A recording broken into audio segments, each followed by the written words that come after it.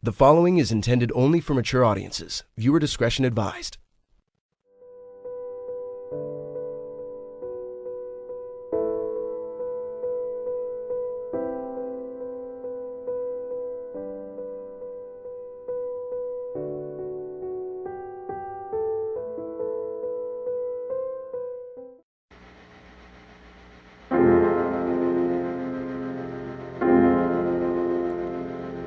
Nowhere in the corridors of pale green and gray, nowhere in the suburbs in the cold light of day. There in the midst of it, so alive and alone, words support like bone. Dreaming of Mercy Street, where you're inside out. Dreaming of mercy.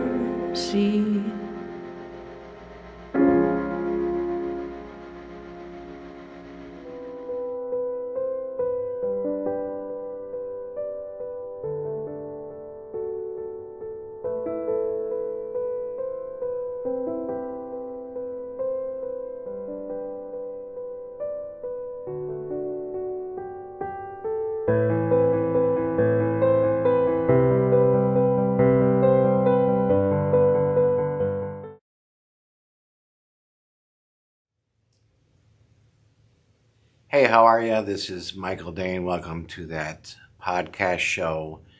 And this is a very important show that we are going to present to you tonight. The show deals with domestic violence, a very sensitive subject. We are out of the studio and on location, and we are here with my very special guest, the first guest ever to appear on that podcast show. Talking about Lori. How are you? Good, how are you? I'm good. So today we're going to talk about your situation with a guy named Joe, who at one point was your husband. Yes. You experienced a lot of domestic violence and verbal abuse, and I guess why don't you start out by telling us how you met him, what attracted you to him, and how the relationship became.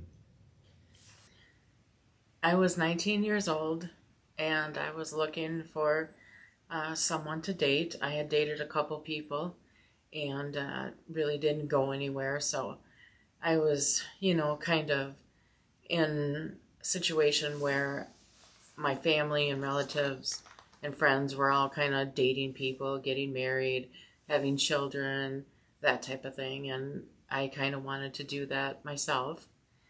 And so I didn't really know many guys, and I was quite shy, actually, and didn't have a lot of experience with dating. So I had asked my half-brother if he had known any single men that were looking to date anyone, and he said that he had a very good friend of his that he knew was single and looking to date. And, like all of us, he had some issues. And but aside from that, he was, told to me to be a pretty decent guy. So he said, I will go ahead and set you two up on a date and see if he's interested, and we'll go from there. So that's what he did. And we had our first date. And oddly enough, I already knew him and had seen him previously because he was my half-brother's friend. He would come over to the house. But there was a 12-year difference between us. He was 12 years older than me. So, he wasn't interested in me at that time, and I wasn't interested in him. But since we were both kind of older now, we seemed to be interested, and he wanted to date, and I wanted to date, so we started hanging out together, and wasn't too long before we were in the relationship that I kind of realized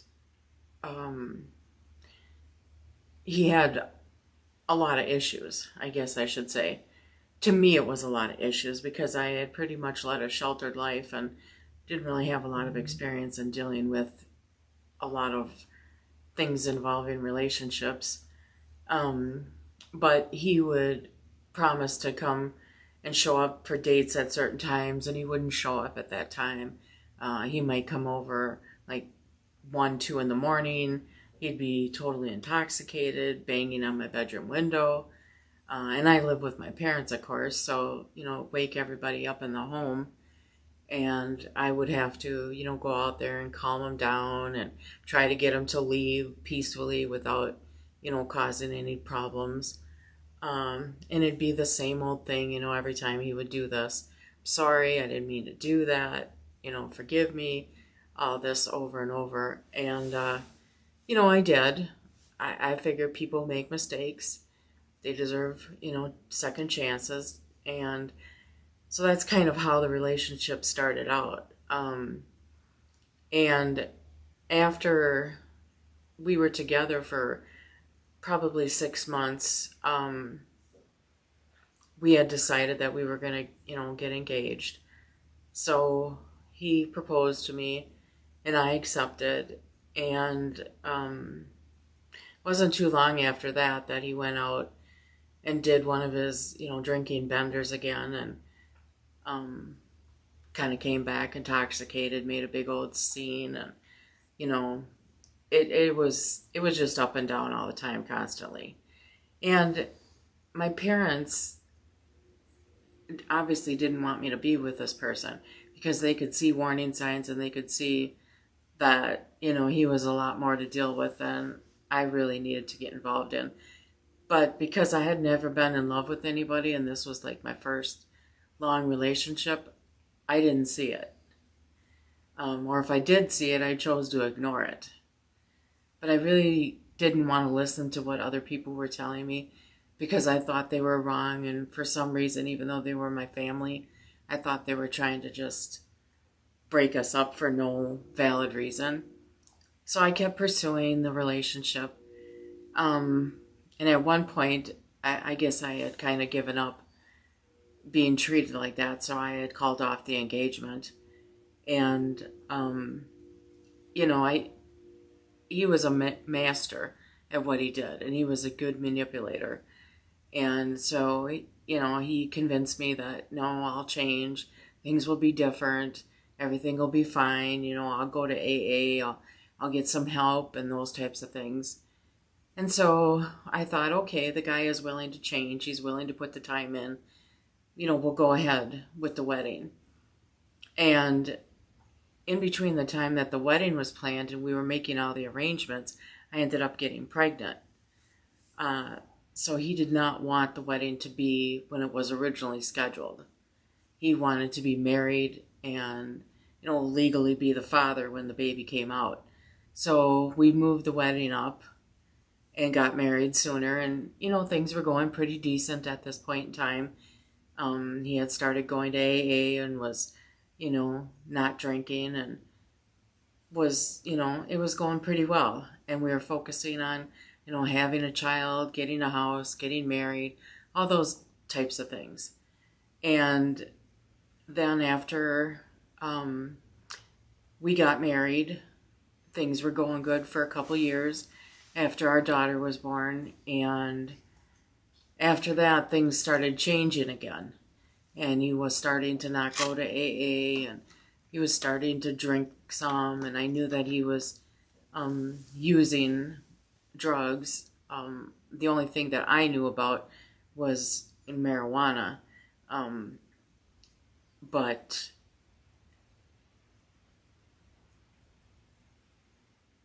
anyway, so he was using drugs and alcohol, and he would go through these mood swings where one minute he'd be okay, the next minute he would be flying off the handle and upset about something. And just his whole demeanor would change when he got in these moods. And you couldn't talk to him. He was very standoffish and always arguing, looking for a fight, looking for something, to complain about and get off my back and stop this and stop that. So it's like I really couldn't do anything that was right. Yet I was. Well, one of my questions, did at that time, did you feel that your safety was in jeopardy, or did that not come until later on in the relationship? Well, at that particular time, I didn't feel that my safety was in jeopardy because he wasn't being physical at that time. The verbal abuse had started. It wasn't at its, height at that point, but it had started, and I had seen a change in him. The physical abuse didn't come till just a little bit later than that. But I noticed, he would be staying out later and coming in later and being intoxicated, being, verbally abusive, calling me names. And he did not want me to be involved in his business or, ask him why was he out so late and why didn't he let me know, and, all that type of stuff. He didn't want any confrontation. He just wanted to come and go and do exactly what he wanted to do and be fine. And anything that I said or did really irritated him and set him off. So I always felt like I was walking on eggshells around him. And I was trying to make the best of it. And at the time, I was working full time, trying to raise, the daughter, keep the household in order, do the wife things, if you will. And then trying to, make my marriage work, basically. Because people had told me from the beginning that it was going to be a failure and it wasn't going to last. And I wasn't raised to give up on things. I was raised in a Catholic household where, you get married and that's just what you do. You don't get divorced. They frown on that in the Catholic religion. So I was sticking in for everything I could and trying to make it work because I didn't want everybody to think that I was a failure and that I didn't listen to what they said, and everyone else was having their marriage work out and be successful, and I wanted the same thing. So it just became to the point where more and more things would happen with him, and I had to start covering up for the things that he was doing so other people wouldn't see what was actually going on in our relationship. And that I didn't want my parents to see how bad things had really gotten or were starting to get. So I kept making excuses for him and, why he couldn't come over and why he couldn't do things and, why this and why that. And that became a full-time job in and of itself, just trying to think of excuses for why he couldn't do things. Still trying to make believe that I had everything together in a perfect marriage and I could work through this and things would be just great. And then, our daughter, was about 4 years old, his behavior really started to change a lot. And I had thought, because he was so distant and never home, I had thought that he was, having an affair on me. So I was completely focused on this. And I would do the most irrational, ridiculous things. Example being, he did not have a license, but he had a vehicle. And so he would drive without, any license or anything. And one day he left and I wanted to see where he was going. So I wanted to follow him. And knowing that I may not like what I found, but I was on a pursuit. And so I got in my vehicle and I followed him, and he was quite a fast driver. So I remember going down 94 and he was going at least 85 miles an hour. And I was trying to keep up with him because I wasn't going to give up. I was on this pursuit to see where he was going and what he was doing. And so then when he got to this individual's house, I thought, well, now what am I supposed to do? How am I going to find out who lives here? How am I going to find out what he's doing here? And then I saw a woman come out of the house and they exchanged, a kiss and a hug. And I thought, okay, basically what I've been thinking is the case. You know, he's cheating on me. And that's all I thought. I never suspected anything else. So I tried to confront him, and of course, you know, that wasn't the case. Nothing I ever said was true. He was always correct and I was always wrong. And I said, okay, well, something's going on here, and I tried to get to the bottom of it. And the more I would antagonize him, the madder he would get. And so there were times where, you know, I like one time I recall I had a necklace on, and he just didn't like what I had to say. And so he proceeded to come over to me, take the knife, or not the knife, the necklace, and he just kept twisting it on my neck until, you know, it was getting very, very tight to where I couldn't breathe properly. And I'm like, you know, trying to get him off of me. And he was a thinner guy, but he was very strong. And he was tough. And as much as I tried, you know, I was having a difficult time struggling to get him off me. And so finally I kept fighting back, and I was able to push him off. And then he kind of let up on it. But, you know, things like that, they scar you for life. Because even today I can't wear anything around my neck. I don't like necklaces. I don't like scarves. I don't like turtlenecks. Anything that goes up around my neck, I don't like it. Because it instantly brings me back to that moment when that was happening. Did you at that point think, I got to get out of this fucking relationship, I got to leave, go as far as I can go? Or did you think it was just an isolated incident that would blow off and things would get better? I didn't think at that point in time to get out of the relationship. I guess what my reaction was at that point in time, or what I was thinking was, you know, maybe I should just kind of lay off of him. Maybe I shouldn't, you know, drill him so hard for information and get him to the point where he's so upset. So I was actually believing that I was doing the wrong thing. And who am I to question what he's doing? You know, he's a grown man. It's not my place. I'm not his mother. So I convinced myself that I was the one that was causing these outbursts in him. And if I would just, you know, rein myself back, then he wouldn't get upset, and then everything would be okay. And, you know, continuing to think that, I think of it now, and it was the most ridiculous thing ever, but at the time, I thought I was doing the right thing. But as this time went on, and I was trying to figure out what the heck was going on, it's like everything spiraled out of control. And he had been working, he was a mechanic, and he worked at this place. He had been there for over 7 years. And he had a good job. He made good money. And he was a hard worker and dependable. And I thought he was going to work every day and bringing home a paycheck. And the money wasn't, you know, showing up. It would be real sporadic. One week I might get a paycheck, the next week we might not. And that was a huge issue, because it's like, how do you pay your bills? How do you take care of things when you don't have that other person's money to count on? Mm-hmm. And he would just, you know, say, well, I work for my money. I can do what I want for my money. And I'm like, well, but you have a family to take care of. You have responsibilities, you know?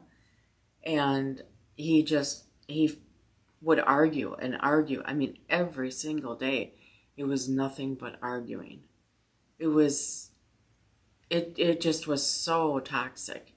It was horrible. It was horrible. That's the only thing I could say about it. And so he had a 401k that he had put into all those years that he had been there. And we had a joint savings account that we were saving for, you know, trip, or maybe if an appliance broke down or something like that. Well, come to find out, when I went to go get some money, because he wouldn't bring home his paychecks consistently, I needed extra money to pay for the bills and house payment and such, and there was no money in there. The account was completely empty. Damn. There was no money in his 401k. That was completely empty. And I found out that he no longer had a job. He had been fired. And I'm like, okay, what's going on here? This is more than just you seeing somebody else or having an affair. And I just confronted him. I'm like, what is going on? What happened? Why'd you lose your job? Why is all our money gone? And come to find out, he had been at work, and one of the guys they had hired from a temp agency came in, and he was a big drug dealer from Florida, and he turned Joe on to crack cocaine. And because he had a very addictive personality, he was pretty much addicted to everything that he came in contact with. He started on it, and he couldn't stop. First time he tried it, he was hooked. And that's where all the money was going. And when he was going to this person's house that I followed him to, this was an old schoolmate that he had was fascinated with, or whatever you want to call it. And they had connected because they were both big drug users. And he was basically going over there to get drugs because she sold, and he was getting drugs from her. He was getting drugs from the person that he worked with, who was the drug dealer. And it was just, I don't know where else. And I'm like, that became a point in time where I said, I can't do this anymore. I can't. And did you make plans to leave, or did you go back to him after you wanted to leave the first time, or? Well, I made plans to leave, but I wasn't quite sure how I was going to do it. Obviously, I had no money, no resources, no nothing. And he was getting more and more violent, and just like you couldn't reason with him at all on anything. He was completely in a different world, in a different mind, in a different everything. And so I was thinking, if I started trying to save some money, maybe I could put some money away, and then maybe I could find a place to go. Or, you don't know. And you can't really talk to anybody because whoever it is that you're going to talk to, is going to tell you, well, I told you not to get involved in this. I told you not to get married to him. I told you he was bad news. I told you this wasn't going to work. And so did your parents at the time, were they aware of your situation, or did you kind of keep that under wraps because you didn't want them to freak out, or? Well, I tried to keep it under wraps for as long as I could, leading like this double life and this big facade and putting on, a happy face and everything's all great. But inside, everything was falling apart and crumbling, and I was absolutely miserable. And then I didn't want people to know what was going on because I was embarrassed, obviously. And I thought, what am I going to do? How am I going to get out of this mess? So that's what I was focusing on. At the same time, I was still trying to protect myself. And then, there were times we had a very old house with a block basement. And I remember specifically a time that he got very angry with me, and he just said, it would be so easy for me to push you down this flight of stairs and leave you there, and it would look like an accident, and nobody would ever know that I ever did anything to you. He said, because I just can't take you yelling at me anymore, and I can't take all the constant questions and hassles, and it's just, and I'm like, okay. So I thought, would he really do that to me? And that was like the first time that I actually really realized that I think he actually could be capable of doing something like that, because he was so scary you couldn't look in his eyes. I mean, it's like he was just like possessed by the devil. It was just frightening. And then he also started at that point in time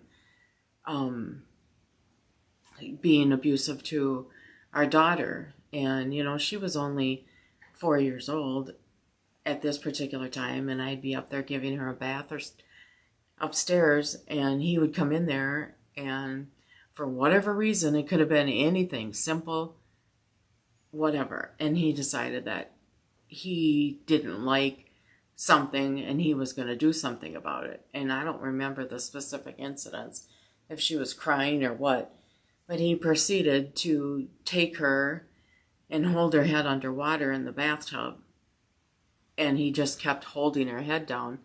And I went over there and I started beating on him to get him off of there, because obviously if he continued to do it, she was going to drown. And it's just like he had no remorse, no care about anything. And he was trying to fight back to get me off of him, and I was trying to save our daughter. And then I did, and it was fine. And then, you know, he just would typically go and leave, and then that would be it. But he wouldn't. It used to be where he used to apologize for things and promise everything would be better, but it was a point now he wasn't even doing that, because he was like completely in a different world. And he wasn't taking any responsibility for anything. And I just knew that I had to find some way to get out of there.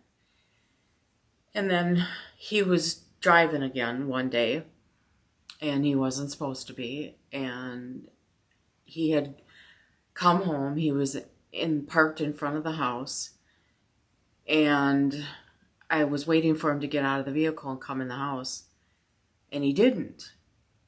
And I kept looking out there to see what was going on. Well, I saw that he was bent over the steering wheel, and I thought, oh my God, you know, he's sick, I don't know what's going on. So I went out there and I tried to wake him up, and he wasn't responding. And so then I called the paramedics, because I thought, oh my God, did he take an overdose? Or I didn't know. And so I called the paramedics, and of course with the paramedics, I wasn't thinking that the cops would come. And of course they came along. They went in the car, and they discovered, you know, that he was just intoxicated and he had passed out. And because the keys were in the ignition, although he was not driving the vehicle at the time, they arrested him for driving after revocation, and they took him to jail. And when he would always call me from jail every time he got there, and he'd be like all nice and, you know, sweet talking, and, you know, I'm sorry for everything that I did, and please take me back, and post bail, and get me an attorney, and, you know, do all this stuff. And I always went ahead and did it, time after time after time. I'd get a bail bondsman. Somehow I'd raise the money. I'd either sell my wedding rings, or, you know, maybe I had coins around the house, something, anything to get money to get him. This particular time, I decided that I wasn't going to do that. I didn't have any money. I didn't have anything to pawn. I had nothing. And I thought, you know what? I'm going to leave him sit there. Even though I was afraid to death, because I knew what he would do when he got out of there. I knew he was going to be just livid and out of control and totally pissed off at me for doing that, to think that I would do that.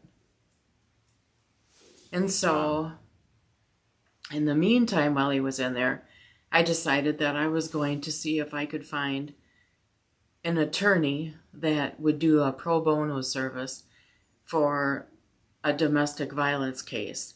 And I was going to I was going to see if I could file for divorce.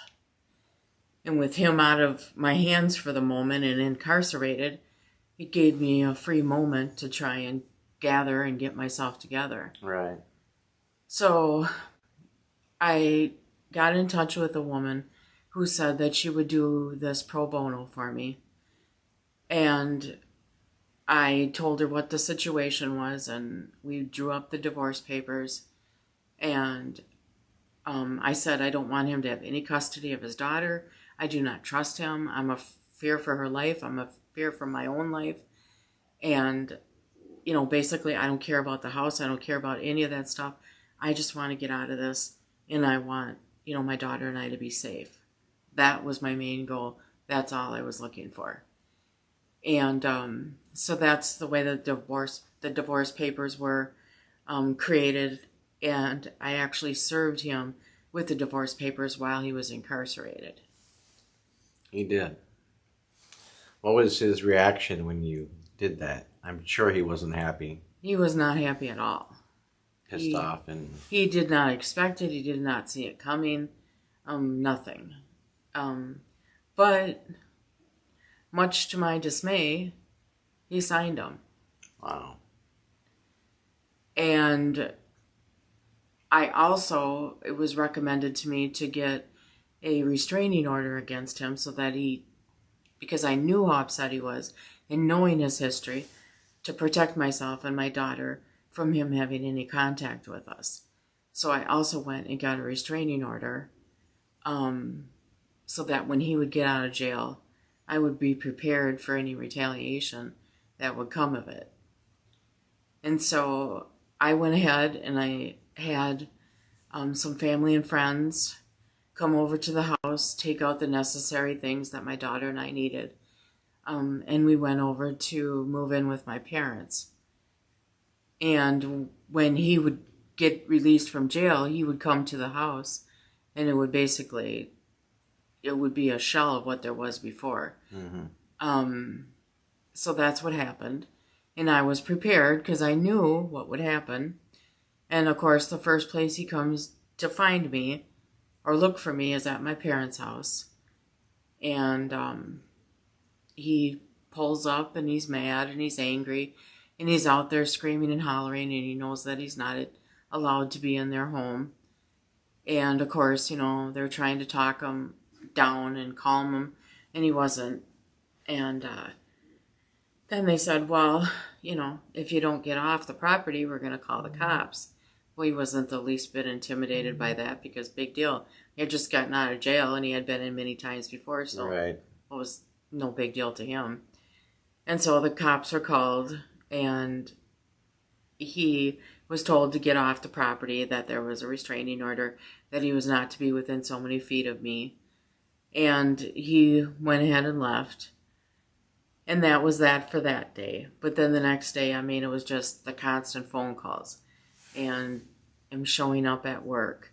And me being, embarrassed by my situation. And it just never ended. He was always hunting us down and going to daycare, trying to convince the daycare provider that, he had rights to take his daughter out. And then I would get phone calls from daycare saying, he's here trying to get his daughter, and we know that he's not allowed to do that. It was just, every day was something else. There was no peace of mind. There was no relaxing. There was nothing. It was just always looking behind my back, wondering, is today going to be the day that he's really going to try and do something? I didn't know if he would try to get a gun. I didn't know. Right. I didn't know what he was capable of doing. And then one day I went back to the house, and he was in the house because that's, whatever, it was still his house. And I didn't know how he was going to pay for it because he had no money. He had no job. He had nothing. And I went there to get some more of my belongings and bring them back to my parents' house. And I saw that he was home, and I thought, oh, this is going to be great. But anyway, I went in there, and I shouldn't have done that, but I did. And I was going to gather my belongings, and I went upstairs. And I found him on the bed. And I thought, okay, he must just be sleeping, taking a nap or something. Well, he wasn't moving. I tried to wake him up. And I shook him and I shook him and I shook him. And he was no response. And he was very funny colored, like a yellowish color. And I thought, I tried to see if he was still breathing, and he was. Well, I called the paramedics. And you probably think, why did I call the paramedics? Yeah. Why would I even do that? Why would I even care? Right. Because that's just the kind of person that I was, Because despite it all, he still was a person that I loved and cared about. He still was the father of my daughter. And I couldn't live with myself if I didn't do something, knowing if he needed medical attention. Right. So the paramedics came and they took him to the hospital. He had attempted to take an overdose. And when I found him, had I not called the paramedics, I had been told that, he would have passed away. Mm. So basically, he was admitted to the hospital. He was in the hospital for about 3 to 4 days. And after that, he decided that he was going to try to rectify things. When you're sober and you're in a different spot, your mind is thinking very differently. Right. And I think there was a part of remorse that kind of came over him at that point in time. Like, I've kind of hit rock bottom here. I've lost my home. I've lost my family. I've lost my job. I have no money. I have nothing. And I better do something to fix this. Mm-hmm. And he decided that he was going to check himself into an inpatient treatment facility. Was up north by Hazelden. And he checked himself into the treatment facility. And he was in there for a little over a month. And then he completed the program. And he got out. And of course, everything was going to be wonderful. And life was going to be great. And he was going to make it up to me. And Right. Promised me the world with a string around it. And I had this time had already moved out of my parents' home and had moved into like a low-income housing apartment. Okay. And I had been seeing someone else. And I don't know how, but he found out. And of course, even though we were divorced, that did not sit well with him. Mm. And he started, trying to come around.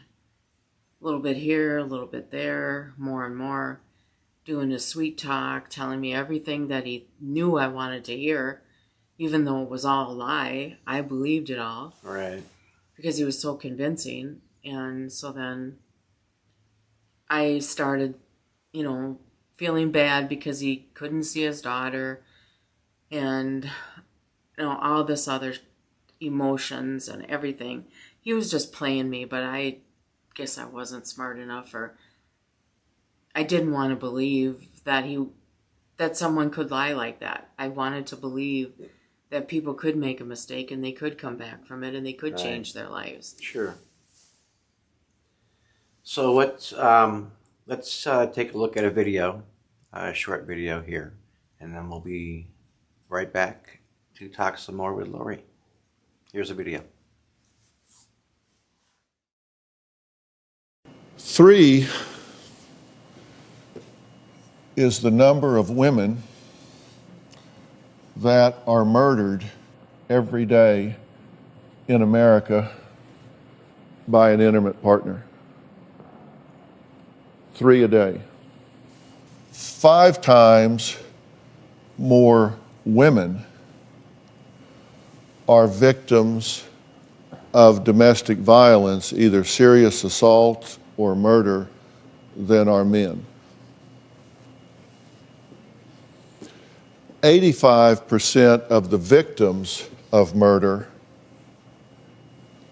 are women. And 100 women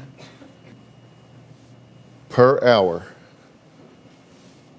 24 hours a day, 7 days a week, are beat on by an intimate partner in the United States. Since we began this show, 100 women have been beaten by an intimate partner. Spouse, live-in boyfriend, whatever. Okay, we're back talking to Lori about her situation that involved domestic violence. She's told us a lot about her life with a guy named Joe. And what else would you like to talk about concerning that relationship? And your, how do I say this? I guess your point is you want to let other people know that you're a survivor. It can be the worst fucking situation in your life, but you are a survivor.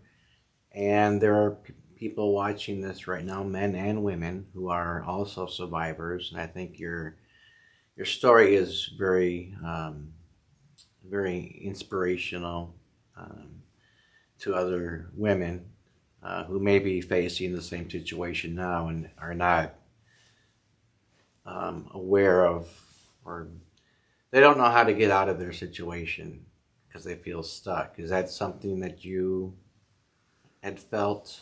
I felt really stuck, and I felt like even though I had these restraining orders, they were basically no good. They were a piece of paper that basically said, legally, you're not allowed to be near her or your daughter. Right. But that was all they were. Because he thought he was above the law, and the law didn't fear, he wasn't feared from the law. Right. Because he had been incarcerated so many times that it didn't bother him. And, you know, his goal was to put the fear of God into me. And he did. But it was also to manipulate me, manipulate his daughter, and get everybody to think that he was the poor old soul that didn't do anything wrong. Right. And, you know, convince me that he would make everything right. And like I said, he knew exactly what to say to get me to feel a certain way and believe him. And so I felt, I was so conflicted because part of me wanted to be back together with him and try it. And part of me knew that that was not the thing to do. Now, you would think, being through everything I had been, that it would be enough to just walk away from it all.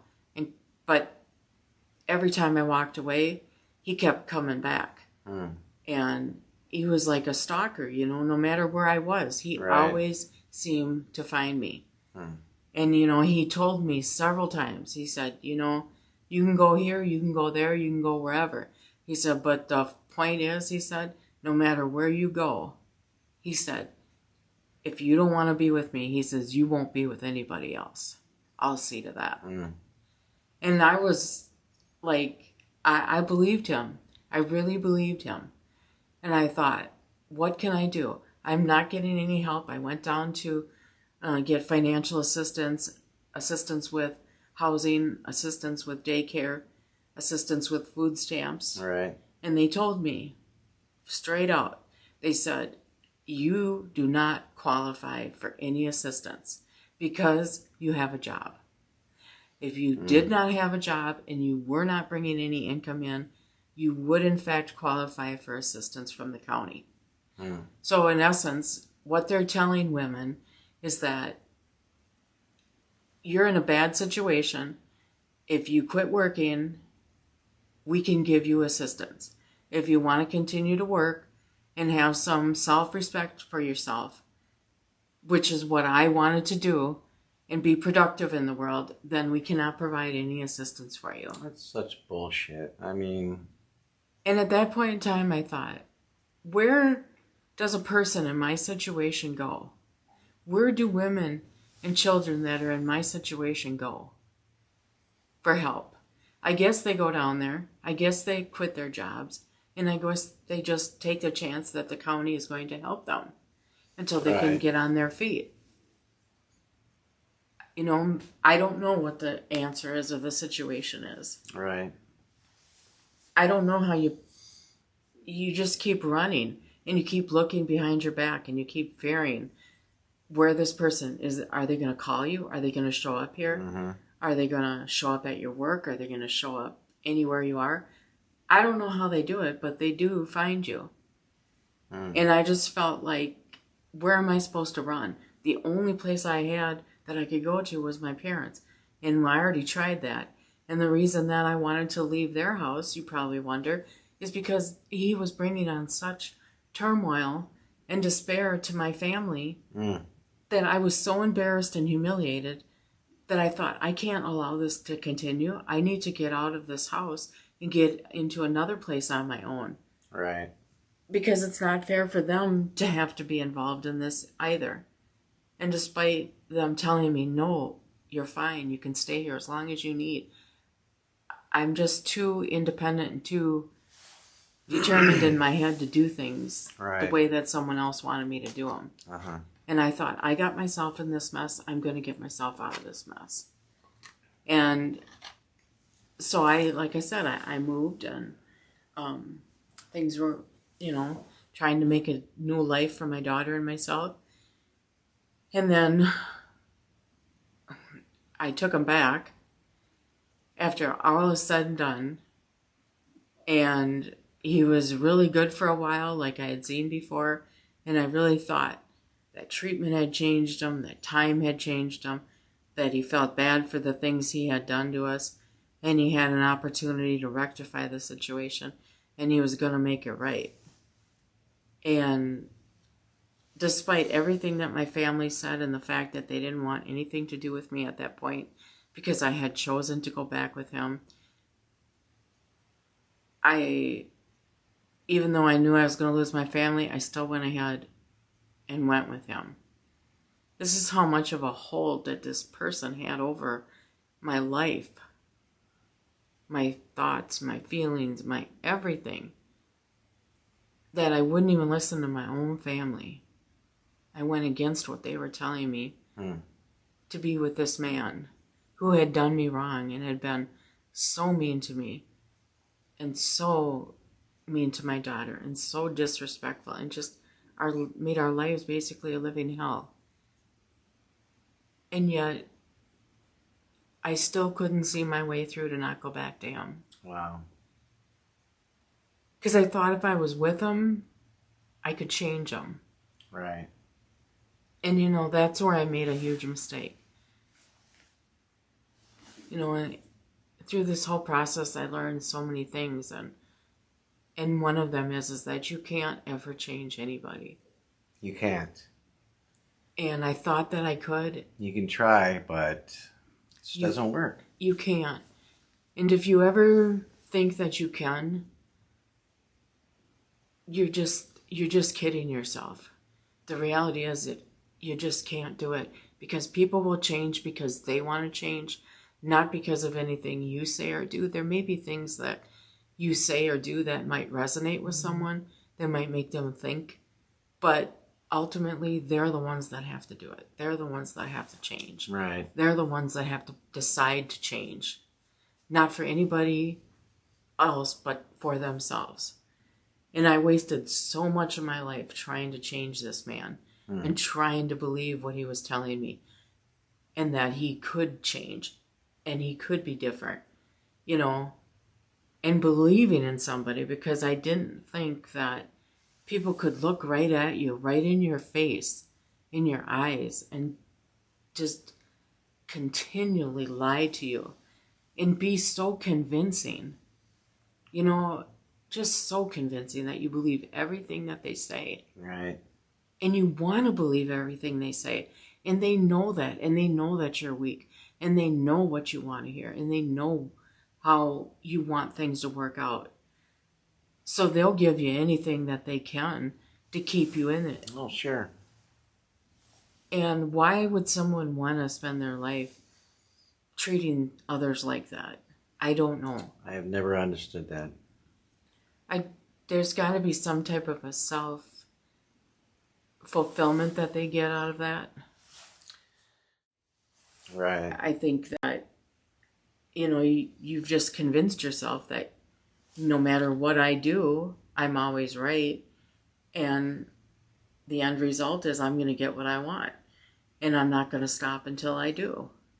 Right. And I think that's what they spend their time and energy focusing on, is it's a quest. I can get this person. I can manipulate them in such a way that no matter what I say or do, they're still going to be under my control. Right. And it's all about that control and, Yeah. knowing that you can just change somebody into what you want them to be Right. by sheer fear. Mm. It's just... Yeah. I hear what you're saying. Let's go to another video right now, and we'll be right back. My boyfriend Matt wants to break my family up because he thought I was lying to him. He thinks that I'm not a good mom. He said I belonged on the streets, and I was gonna be homeless, and that he was gonna take my son from me. Oh my God. 20-year-old Eileen says that her relationship with Matt is being destroyed by his controlling and jealous ways. They have a 1-year-old son together and another one on the way. But she's terrified to leave him for good because he threatens to take their son and leave her homeless. Robin, I want to ask you to weigh in on this really quick. Matt, she's my wife. She's also one of the leading domestic violence advocates in America.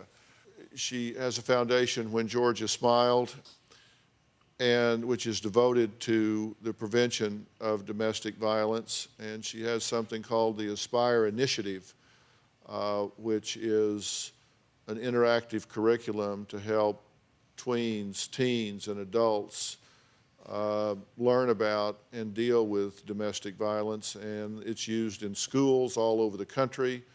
It's been recognized on the floor of Congress, United Nations. This is used everywhere. And one of your points is it's not just physical violence, right? That's right. A lot of people think that domestic violence is if someone hits, kicks, punches you.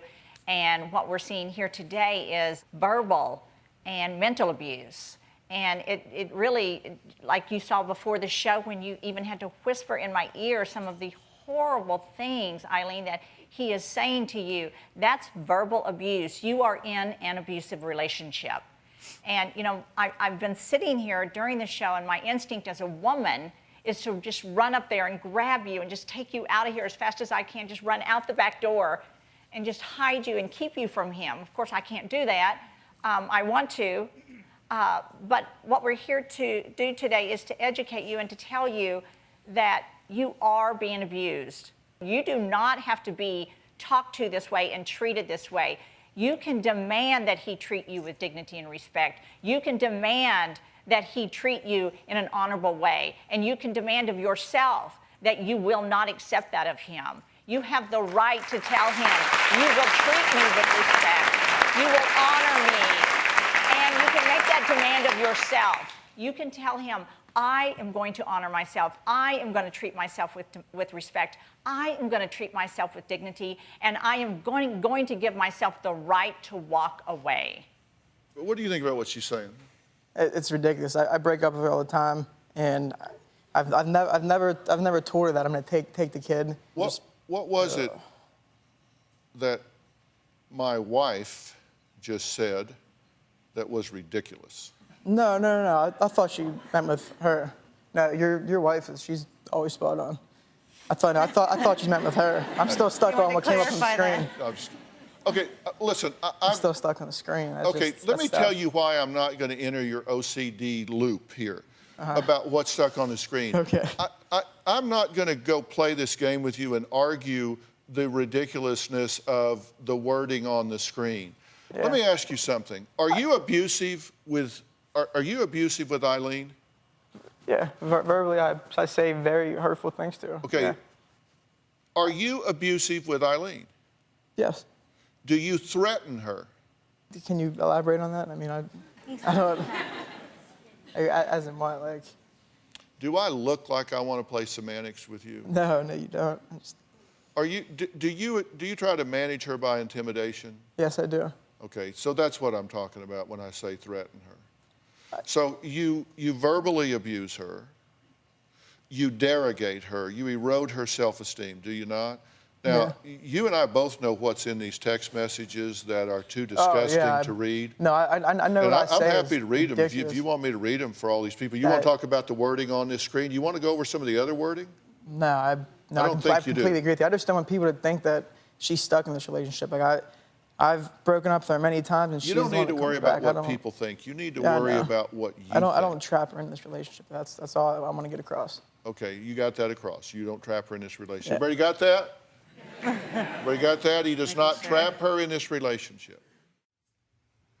Okay, we're back, and if you are currently involved in a domestic violence situation and need some help, there is help. You can contact the National Domestic Violence Hotline. There you see the number on your screen, and I will show this again at the end of the video. But let's continue with our discussion with Lori concerning her situation. What did you want to say before the break? Did you? No, I was just gonna finish the rest of my story, and then kind of go from there. Okay. So anyway, I got back together with him, and we moved into a fancier, bigger apartment, and things were going okay, as you know had happened before. And he got back into going to AA and had a sponsor, and was not using drugs, and just everything was really seeming to turn around into a pretty good light. And I thought, oh, okay, maybe he really was serious this time, and maybe he really did want to make these changes and rectify what he did wrong. So then after we were staying in the apartments for a while, we decided that, you know what, we're going to buy a house. And so we went ahead and we looked for houses, and we bought a house together. And we were very busy fixing up the house and, just having a nice place of our own, kind of like a fresh start and everything. And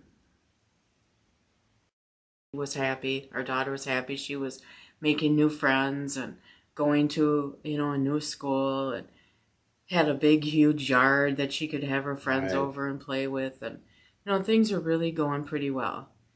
And I finally got to a point where I was able to reconcile with my parents and, say, I really told them, he changed, he's different, he's not the same person, really sold them what I thought was the truth and what had happened, or was happening. And so they came back around, and they, would come down on the weekends, and we'd do family functions, and things were really starting to look different. And, of course, then again, little by little, things started changing, and, the arguments started happening daily, and then he started, I'm just going to have to go out with the friends after work and have one drink, and one drink led to two, and two led to four, and four led to six, and, then the same old thing just was starting up again. It was just this pattern.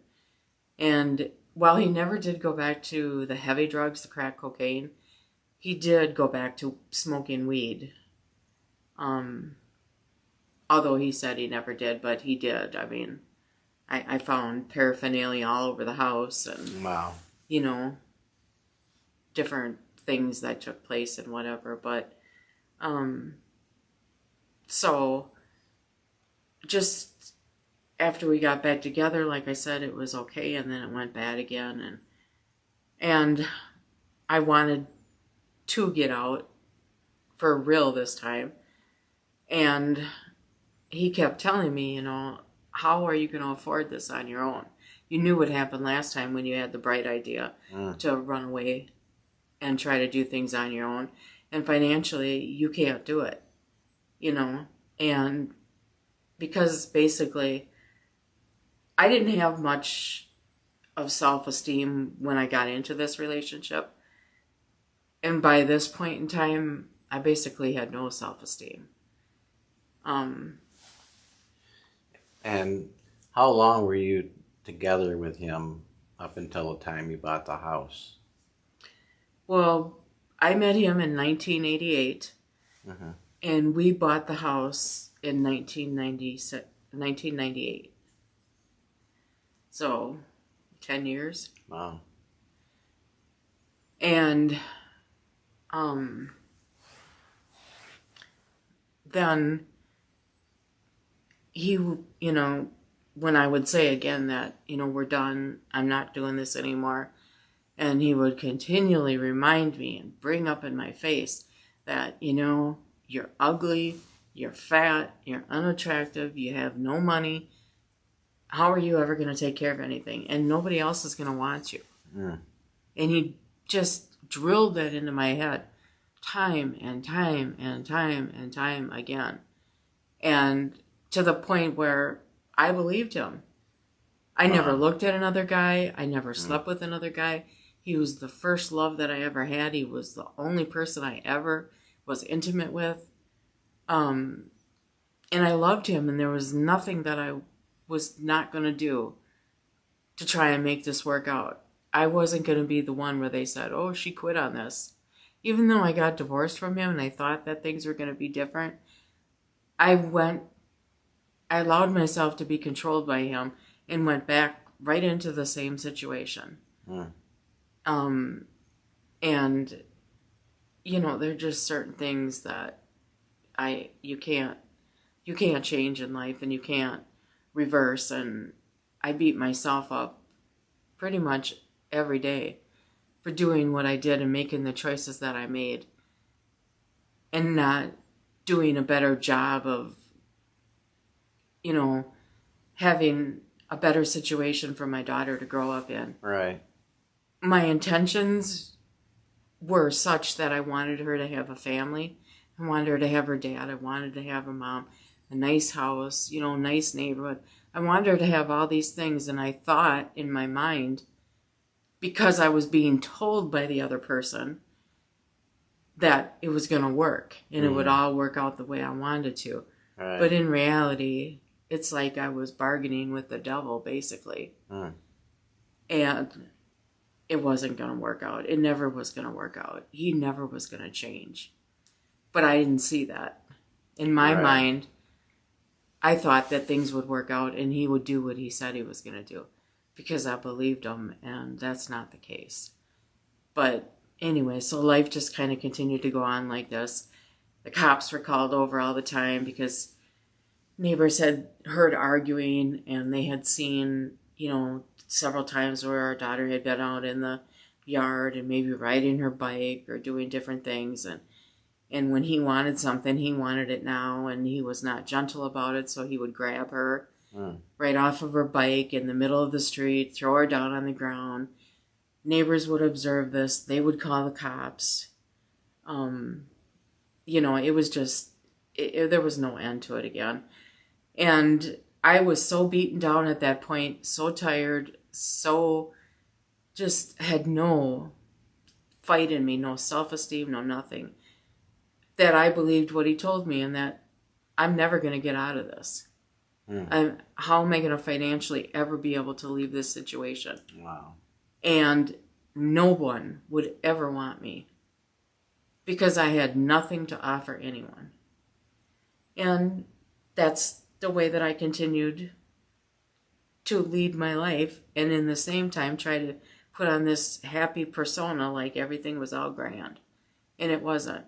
There was nothing grand about my life. I hated it. I hated going home every single day after work. I dreaded it because I never knew what I was going to be walking into. Right. I feared every single day, every single move I made. And you don't want to, I'm sure obviously you didn't want your daughter to be in a situation like that. I mean, that's obviously not healthy. I mean, that's abuse onto her as well, even though it may not physically be abuse. I mean, emotional abuse, the verbal, the mental abuse, I mean, is sometimes and can be just as bad as physical abuse, you know. No, you're absolutely right. And, you know, years later, of course, I come to realize all of that. And studies have actually shown that the verbal abuse far exceeds the physical abuse, because the physical abuse, yes, you may always have those scars to show, Right. but the mental abuse, that's a whole different level. Oh, yeah. And it takes years, and sometimes never does it ever turn out, you know, that you will change your mindset on things. I mean, you could be in counseling and therapy and whatever, and it's just that mental abuse really, really messes with you bad.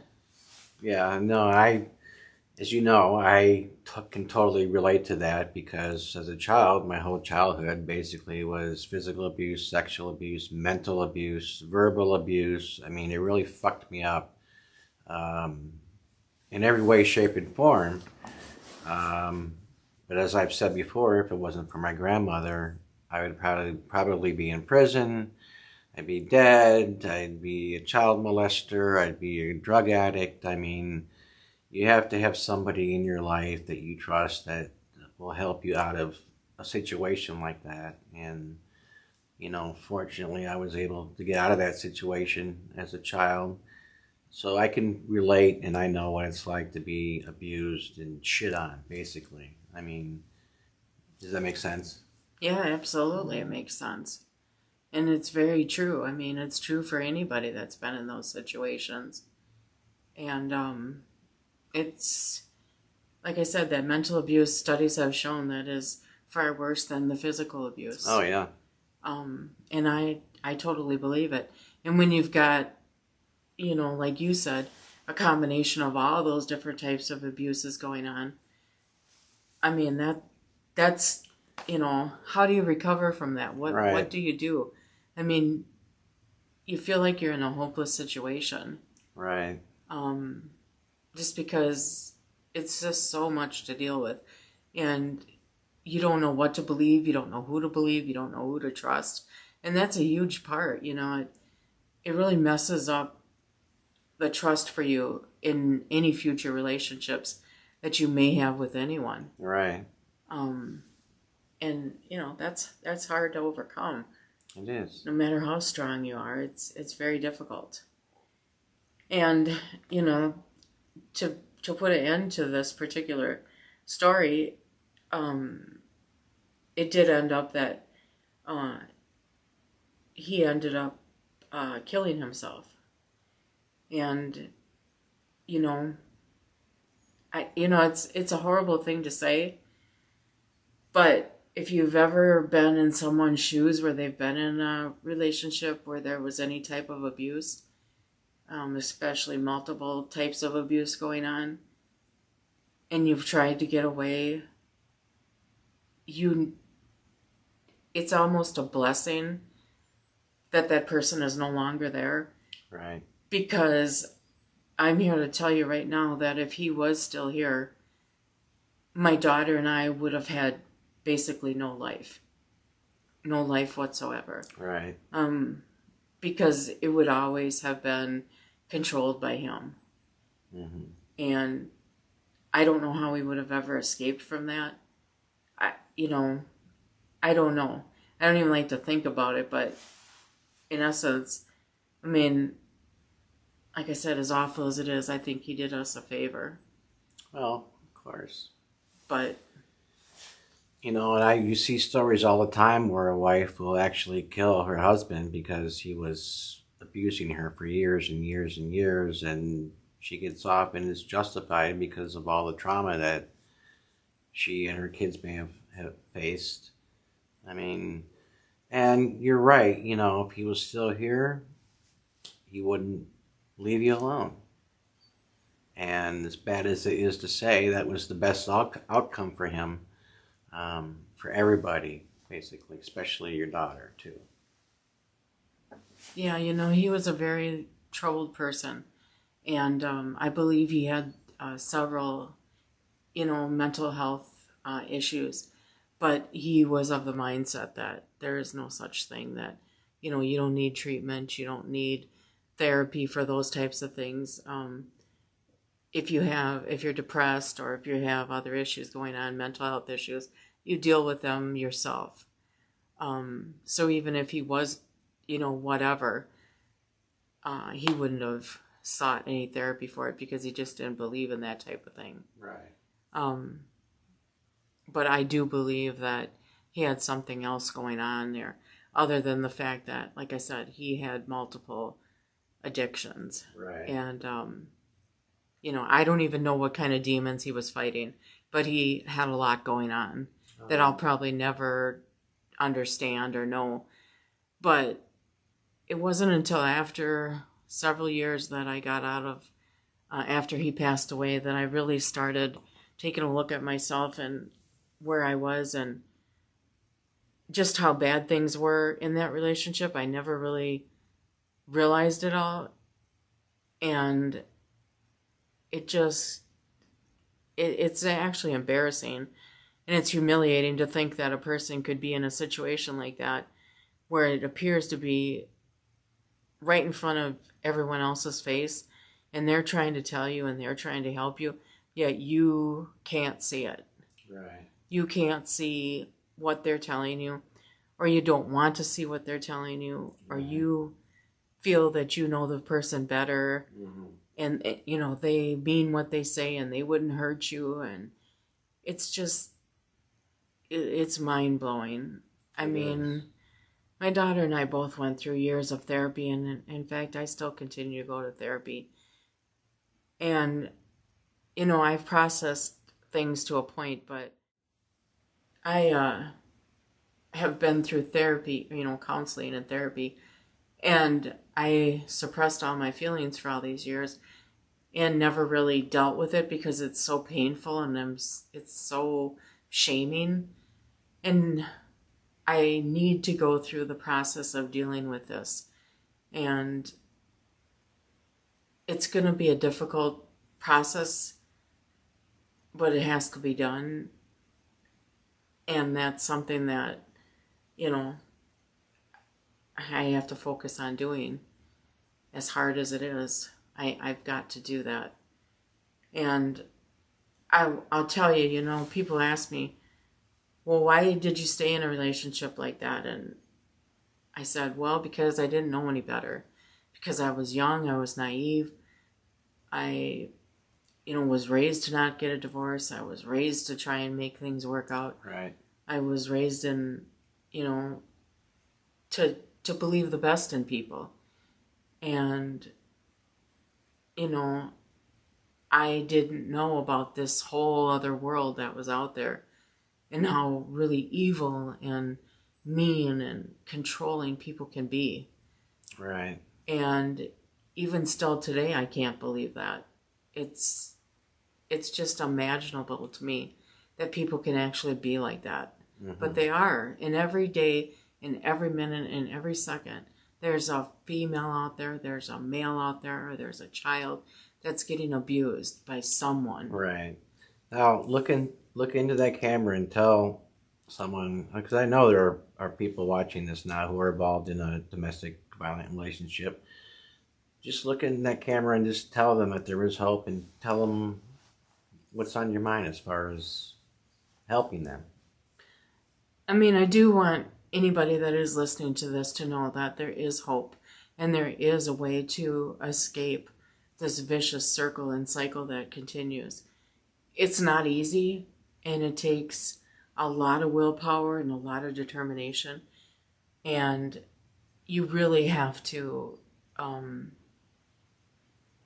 you have to feel good about yourself, and that's a very difficult thing to do when you've been beaten down for so long, to have any kind of self-esteem, to know that you can get out of the situation. But if you feel like something isn't right in the situation that you're in, and you see these warning signs and things start to happen that you know in your mind and your heart are not right, that's probably a very good indication that you want to get out of it and do whatever you can to prepare yourself so that you're in a good position to get out of it. You know, seek out resources. There are shelters for women and children, and even men get abused by women as well. And you can seek out the resources for help. You can also contact your family. You can contact your friends. Don't keep it inside. Don't hide it to yourself because you're so ashamed and embarrassed. You know, it's not your fault. You are just trying to give love to somebody, and they're just evil. They just think differently, and they're just using you because they know that you're soft and you won't do anything. But you have to be stronger than that. You have to realize that you can and you will overcome this. And the sooner that you realize it after you see these warning signs, you know, don't kid yourself into thinking that it's all just going to go away and it's magically going to get fixed, because that doesn't happen. And you're just going to spend your life trying to fix something that is never going to get fixed. And the only thing you can do is you can fix yourself, and you can get out of it. And that's what you have to do. And you can't stop until you do it. And no matter what setbacks or what things hold you back, you've got to keep going forward and know that there is something better for you, and that you deserve better for yourself or for your children. And just don't look back, and seek out counseling help. There's mental health counselors out there. There's mental health hotline you can call. And there's all different types of resources that are available for people. So much more now than back, 20, 30 years ago when I was involved. And, just don't think it's hopeless, because it's not. I know there's times you're going to feel that way, but you have to be strong, and you just have to forge through it and know that you are a good person and you deserve to be happy and not mistreated by anybody, and you just won't stand for it because it's not right. In closing, I just wanted to say a couple things. If anybody out there is watching and knows somebody that is affected by domestic violence, and they pass this information along to them, or if it's you yourself that's listening to this podcast and is experiencing domestic violence, if I can change just one person's life out there and make it better, that would be amazing. And that, is all that I can actually hope for by telling my story, is that somebody sees it or tells someone else to see it that needs to, and they get the help that they need, and not to give up, because there is help out there. And if anyone has any questions about anything that I talked about today, I'm happy to answer them on another podcast show. If you just want to call the hotline and text or leave a message with any questions or anything concerning this episode, feel free to do that, and I'll be happy to answer any questions you may have. And I want to thank Michael for having me on the show today and giving me the opportunity to tell my story to others. I just want to thank you for being on the show, sharing your story. I'm very proud of you for sharing it with the world. It takes a lot of courage to spill your guts out in front of millions of people. But I hope that somebody who is watching this gets help if they need it. And we will continue to do shows on this subject. If you're involved in a situation that you'd like to talk about, you could be a guest on the show. Once again, at the end of the video, I will put up the information on where you can contact the domestic violence hotline, as well as the show's contact information. I really encourage you to share this show and, of course, subscribe to the channel. Hit that bell icon. Also, if you're on Facebook, once again, go to the search box in Facebook, search that podcast show, and join the group. Would love to hear some comments. I encourage you to comment on this video. And we will see you again on the next show. Thank you very much for watching, and we'll see you again soon. That Podcast Show, starring Michael Dane.